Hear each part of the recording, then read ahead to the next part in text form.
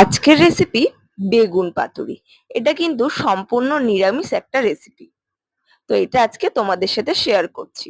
সেই জন্য প্রথমে পোস্ত, তার সাথে কাজু বাদাম আর কাঁচা লঙ্কা একটু বেটে নিতে হবে মশলার জন্য। আর একটা গোটা বেগুনকে পাতলা পাতলা করে কেটে নিতে হবে। আর তার মধ্যে নুন হলুদ মাখিয়ে নিতে হবে বেগুনটার ভিতরে। তার সাথে সেই মশলাটা, পোস্তর পেস্ট, আর তার সাথে দিয়ে দিতে হবে টক দই আর সর্ষের তেল দিয়ে ভালোভাবে ফেটিয়ে নিতে হবে। আর সেইগুলোকে বেগুনের ভিতরে দিয়ে দিতে হবে ভালোভাবে লাগিয়ে, এপিড ওপিড সব দিকে ভালোভাবে লাগিয়ে নিতে হবে প্রত্যেকটি পাটে পাটে। ভালোভাবে মাখিয়ে নিয়ে একটা কলা পাতার মধ্যে বেগুনটা দিয়ে দিতে হবে।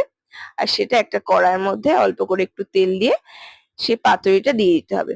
তারপর এপিড ওপিড করে ভালোভাবে একটু সেঁকে নিয়ে হয়ে আসলে নামিয়ে নিলেই একদম তৈরি বেগুন পাতুরি।